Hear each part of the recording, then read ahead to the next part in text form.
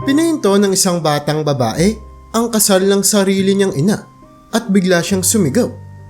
"Mami, pakiusap! Huwag mo siyang papakasalan!" Pero ang ibinunyag ng maliit na batang babae na ito tungkol sa kanyang magiging stepfather ay halos magpawala ng malay sa kanyang nanay at lahat ng nasa seremonya ay labis na nagulat. Sa isang hapon, habang makikita na nga sa kalangitan ang mainit at gininto ang liwanag na nagmumula sa araw, matyagang nakaupo si Alice sa kanyang makinis na kotse sa labas ng paaralan ng kanyang anak na si Aurora.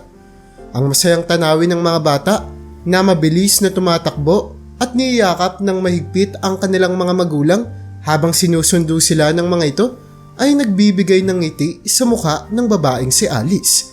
Ngunit sa gitna ng masayang kaguluhan, hindi pa lumilitaw ang sarili niyang mahal na anak mula sa mga batang iyon.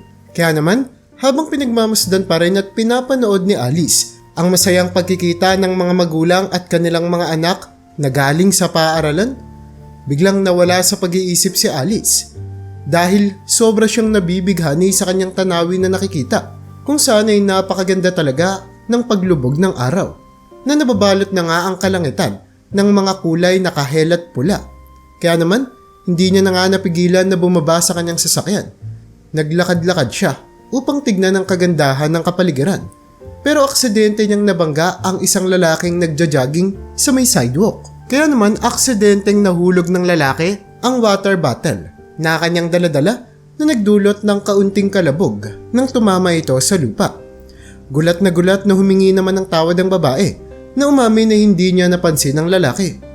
"Ay, OMG! I'm sorry, hindi kita nakita." Bulong ni Alice na namumuo ang kahihiyan sa pisngi niya habang yumuyuko para abutin ang bote. Ngunit nang magtama na ang kanilang mga mata, nagkaroon ng tila ba isang mahiwagang pangyayari. Napansin niya ang maamo nitong ekspresyon at ang kislap ng mga mata nito na parabang nabibighani ang lalaki sa kanyang kagandahan. Halos malamon na nga si Alice ng ngiti ng lalaking ito na halos tumigil na rin ang mundo sa kanilang paligid. "Naku miss, okay lang. Walang problema doon." Paninigurado naman ito sa kanya at nagbigay pa siya ng isang kaakit-akit ng ngiti bago kunin ang bote sa mga kamay ng babae. "Kasalanan ko naman. Ako yung tumatakbo. Hindi kita napansin." Ngumiti si Alice pabalik sa kanya at nararamdaman niya nga ang lakas ng kabog ng kanyang dibdib noong magdampi ang kanilang mga balat. Palihim niyang hinangaan ang kaakit-akit na itsura at mapang-akit din na presensya ng lalaki. "By the way, ako nga pala si Alex." Pagpapakilala niya na may bakas ng saya sa kanyang mga tingin. "Hi Alex, ako naman pala si Alice." Sagot niya na hindi inaasahang maaakit sa estranghero na ito na ngayon niya pa lamang nakita sa kanyang buong buhay. Maya-maya pa ay tuluyan ng tumakbo pabalik ang lalaki. Pero nag-iwan naman siya ng isang kaakit-akit na impresyon para sa babaeng si Alice. Hindi kalaunan ay dumating na rin ang kanyang anak, kaya naman ay umuwi na rin sila. Kinabukasan, habang hinihintay si Aurora sa paaralan, hindi maalis sa isipan ni Alice ang lalaking si Alex. Napuno ng mga larawan ng kanilang pagtatagpo ang kanyang isip at hindi siya naniniwalang magkukrus muli ang kanilang landas. Gayunpaman, naroon siya. Nakita na naman siya ni Alice na muling tumatakbo. "Oh, nakita na naman tayo." Nakangiting wika ni Alex habang papalapit sa kanya. Ngumiti pabalik sa kanya ang babaeng si Alice na sa hindi malamang dahilan ay masaya noong mapagkakataong iyon. "Mukha nga," sagot ng babae at nagkaroon sila ng isang maliit na pag-uusap. Parehong nararamdaman ni na Alice at Alex ang sparks na tila ba ay lumilipad sa pagitan nila at habang naghahanda silang maghiwalay na ng landas, gumawa si Alex ng isang matapang na hakbang. "Sa tingin ko Alice, pagsisisihan ko kung hindi ko kukunin yung number mo ngayon. Tama ba ako?" Mungkahin ng lalaki. Ang kanyang mga mata ay puno ng pag-asa. Bumilis naman ang tibok ng puso ni Alice dahil sa kanyang narinig. "Siguro nga, ito nga pala yung numero ko." Sagot naman ng babae, sabay abot ng mga contact details niya. Napagkasunduan nilang magkita muli at talaga namang walang kamalay-malay si Alice kung paanong tuluyang magbabago ang kanyang buhay dahil sa engkwentro niyang ito sa isang estranghero. Tuluyan na nga silang magkasama na umuwi sa bahay habang mababaka sa ekspresyon ng kanilang muka ang kasiyahan na nararamdaman nila sa mga pagkakataong ito. Habang nakaupo sila sa sasakyan, nagtanong si Aurora, ang anak ni Alice, tungkol sa lalaking kausap niya. Nakangiting sumagot naman si Alice. Honey, may date si Mami, naintindihan mo? Si Aurora naman, na may busilak na puso, ay nagalak sa ideya na ang kanyang nanay ay tuluyan na ring nakahanap ng kaligayahan. Ang kanilang buhay kasi ay minarkahan ng trahedya. 3 taon na ang nakalilipas nang ang asawa ni Alice, ang pinakamamahal niya sa kanyang buong buhay, ay namatay sa isang aksidente sa sasakyan. Noong si Aurora ay nasa 7 taong gulang pa lamang. Ang pagkawala ng kanyang asawa ay naging sanhi ng pagkawasak ng buong pagkatao ni Alice. Kaya naman tinuon niya na lamang ang lahat ng kanyang lakas sa pag-aalaga sa kanyang anak na babae. Sa kabila ng kanyang profesional na tagumpay at dami ng salapi bilang isang arkitekto, nararamdaman ni Alice ang matinding kalungkutan na kahit ang pagmamahal ng kanyang anak ay hindi kayang punan. Sa kabila ng patuloy na pagsusumamo ni Aurora, nilalabanan naman ni Alice ang idea na darating ang panahon na muli pa siyang iibig. Ngunit ngayon, kasama niya ang lalaking si Alex. Nadama niya ang isang kislap ng pag-asa para sa kanyang walang kasiguraduhan na hinaharap. Gayunpaman, ang kanyang anak na si Aurora, bagamat pinagmumula ng kaligayahan niya sa kanyang buhay, ay laging nagsisilbing paalala kay Alice kung ano ang nawala sa kanya, kung saan ay puno sana ng masasayang alaala ang kanilang pamilya kasama ang kanyang yumaong asawa. Pero madalas pa rin naman na iginigiit ni Aurora na maghanap na si Alice ng bagong kasintahan, isang taong makakasama niya sa buhay at marahil ay mabigyan pa siya nito ng isang kapatid. Mama, kailangan ko na ng panibagong papa. Gusto ko rin ng maliit na kapatid. Ito ang palaging sabik na pagsusumamo ni Aurora, na kung saan ay puno lagi ng pag-asa ang kanyang mga mata. Sa kabila ng pagpapahalaga sa pagmamahal at pagmamalasakit ng kanyang anak, hindi mapigilan ni Alice ang kanyang takot na muling buksan ang kanyang puso, na kung saan ay lagi niya lamang itong sinasagot ng mga katagang, siguro balang araw, honey, kung may espesyal na taong darating, sa tingin ko pwede namang pag-isipan ni Mami yung tungkol sa bagay na yan. Sa paglipas ng panahon, si Alice ay patuloy pa ring nakakadama ng kalungkutan. Kumbinsido na ang pag-ibig ay hindi niya maaabot at kailanman hindi niya na mararanasan. Hanggang sa isang araw nga, nagkataon lang may nakita siyang lalaking tumatakbo na kung saan ay aksidente niya pa itong nabangga. Ang atraksyon sa pagitan nila ay talaga namang biglaan at sobrang lakas, na para bang universe na ang nagplano upang pagsamahin ang kanilang mga mundo.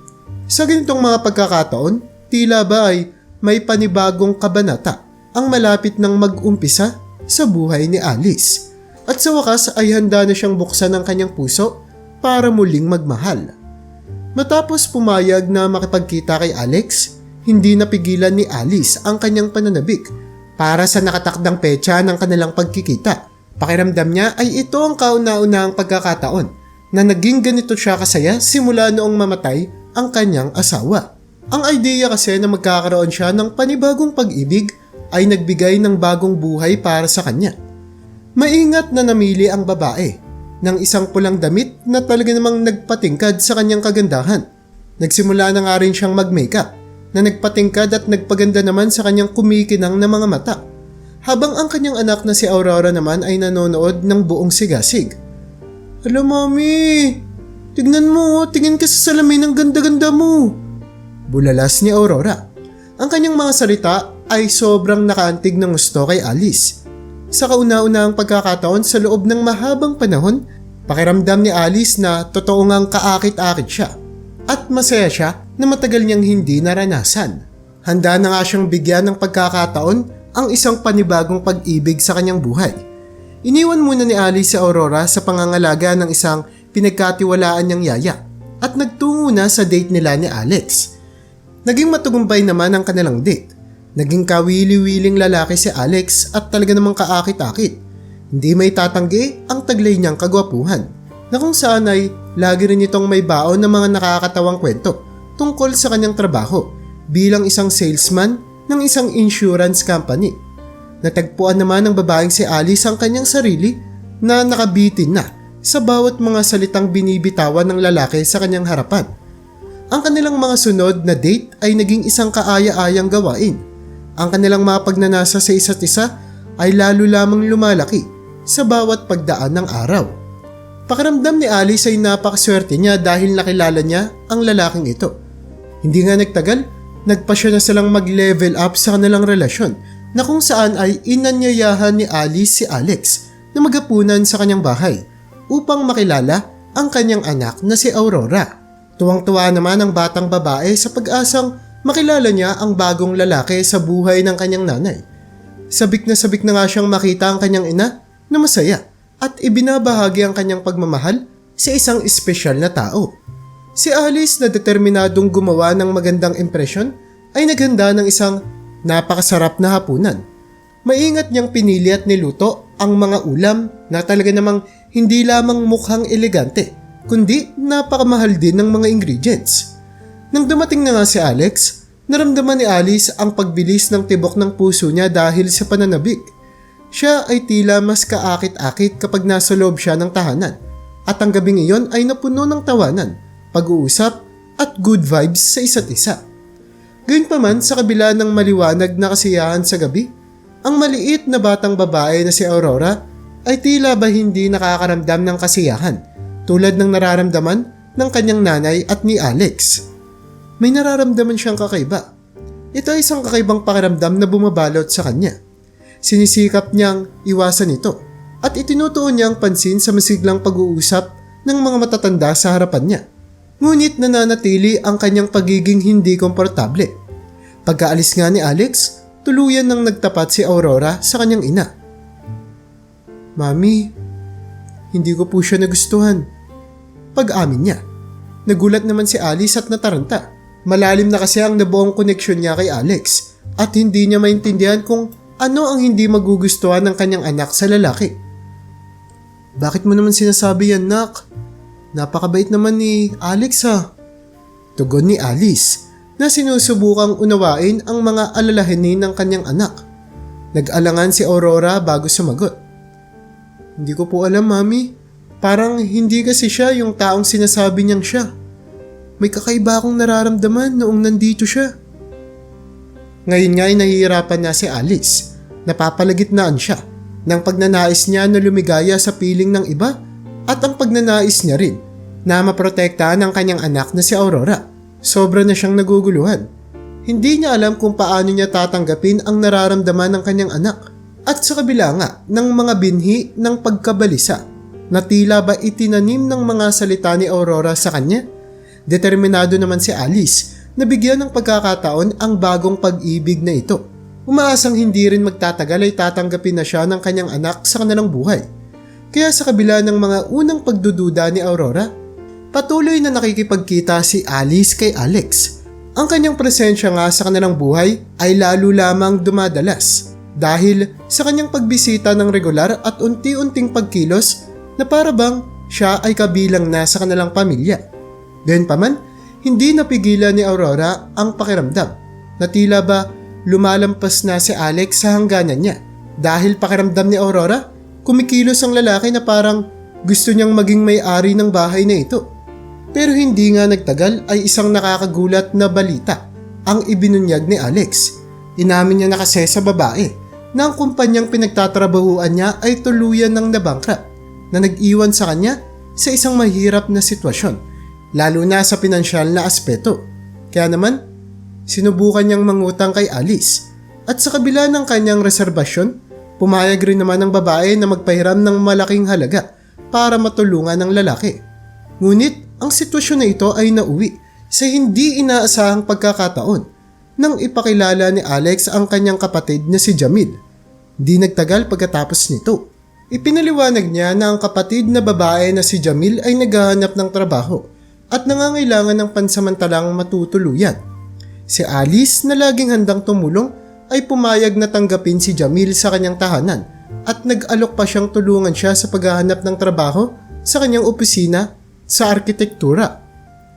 Tignan natin kung ano ang pwede kong gawin sa iyo ha. Baka may mahanap kang trabaho sa opisina ko. Masayang sabi nito habang sinusuportahan na ang itinuturing niyang hipag. Gayunpaman, lalo lamang hindi naging komportable si Aurora sa sitwasyon na kinalalagyan nilang mag-ina. Hindi niya maalis ang pakiramdam na parang may mali. Ilang beses pang ang sinubukan ng batang babae na balaan ng kanyang nanay. Mama, sa tingin ko talaga, nagsisinungaling siya sa'yo. Narinig ko siyang nakikipag-usap dun sa Jamil. Tapos parang sinasabi niya na magagawa na daw nila yung plano nila. Bulalas ng batang si Aurora.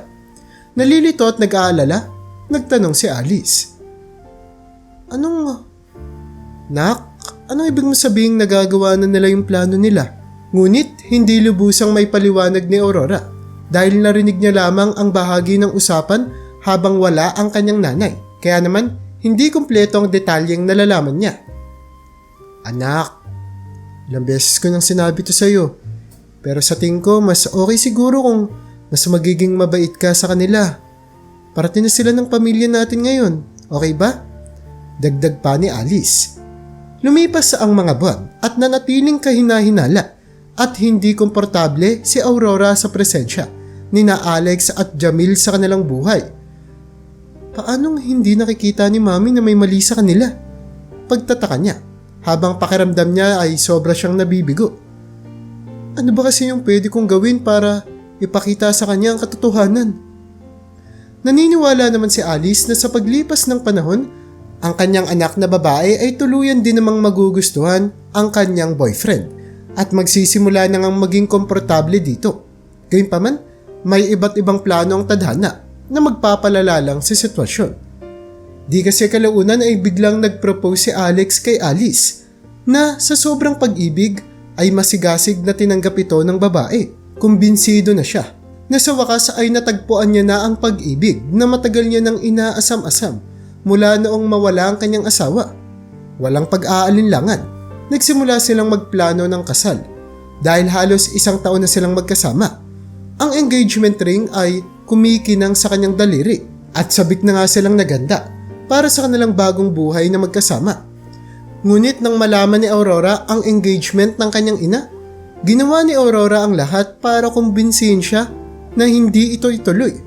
Nakiusap siya, nakipagtalo at nagpahayag ng kanyang kawalan ng tiwala kay Alex. Binanggit pa ni Aurora ang madalas na paghingi ni Alex ng pera at nagdala pa nga ito ng isang problema tungkol sa kanyang kapatid na babae. Sa kabila ng mga protesta ng kanyang anak, ipinagpatuloy pa rin ni Alice ang mga plano sa kasal.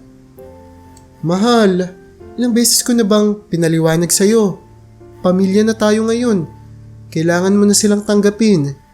Hindi naman sila masasamang tao. Hindi ko nga naiintindihan kung bakit ayaw mo sa kanila. Masaya naman yung nanay mo, masaya ako. Bakit ikaw hindi? Katwiran ni Alice. Sa paglipas ng mga araw, dumating ang pinakahinihintay na ingranding araw ng dalawa. Napakaganda ng kanilang venue, tulad ng dating pinapangarap ni Alice. Pangalawang kasal niya na iyon at pakiramdam niya ay may basbas siya sa yumao niyang asawa. Nagusto rin naman ng yumao niyang asawa na siya ay sumaya para sa kanya at sa kanilang anak. Gayunpaman, ang isang kamakailan lamang na kaganapan ay nagbigay ng bahid sa kanyang kagalakan.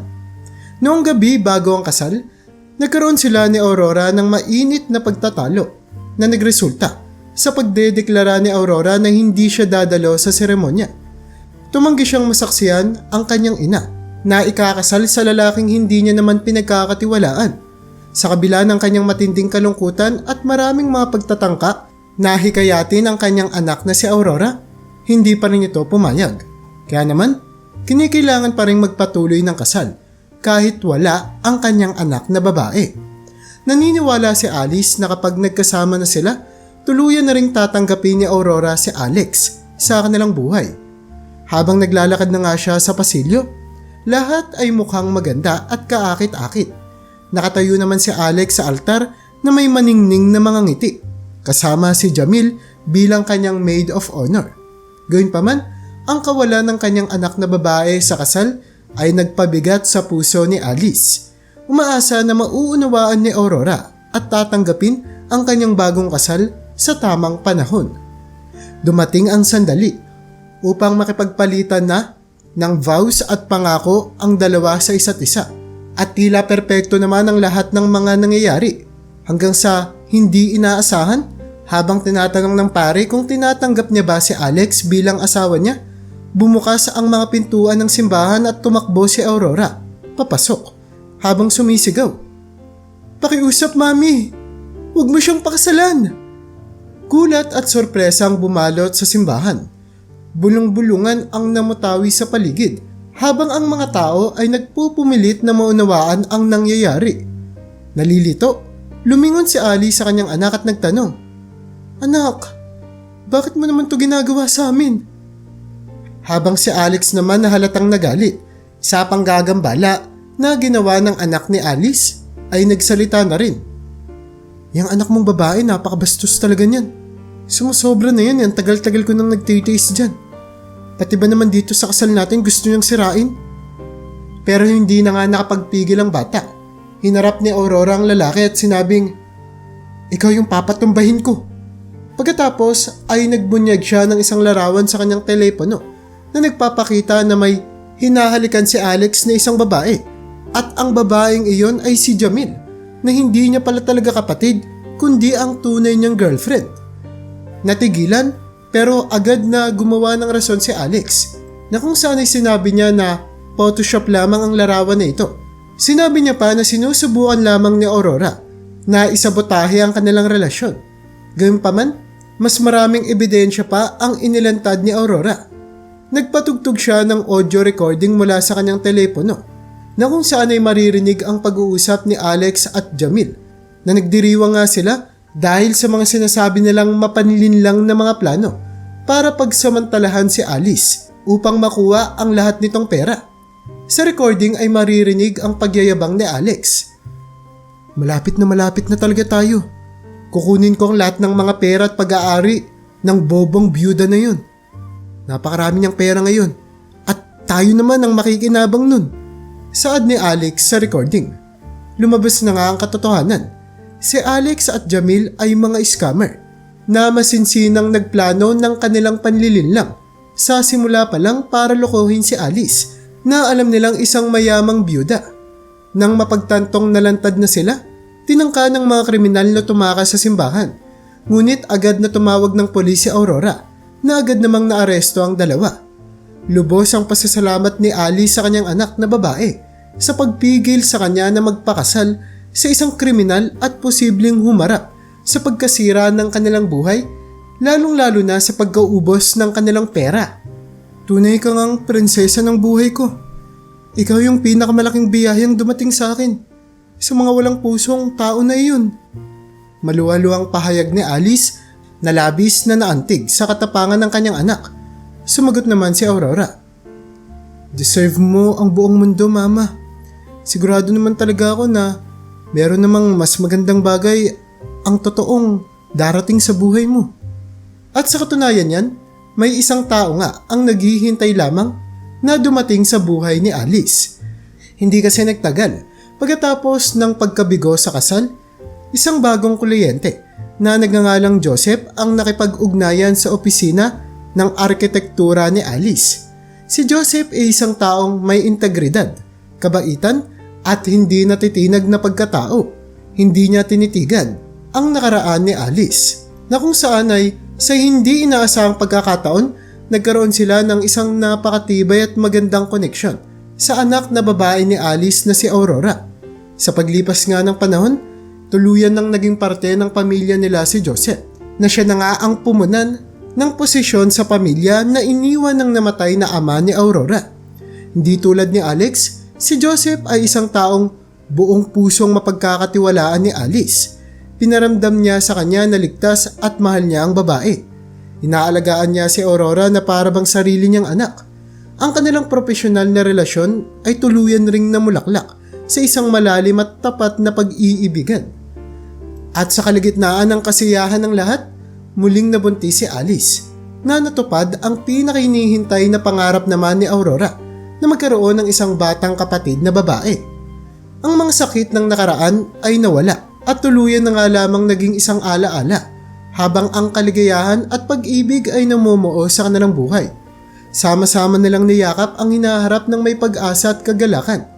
Iniwan ang mga anino ng nakaraan at sinimulan ang isang bagong yugto sa kanilang buhay na puno ng mga pangako at pangarap na malapit nang magkatotoo. Kaya naman kung nagustuhan mo ang istorya natin para sa video na ito, ay huwag mo namang kalimutang mag-like. Pindutin mo na rin ang subscribe button para makagawa pa tayo ng ganito kagagandang mga istorya sa susunod pang mga araw.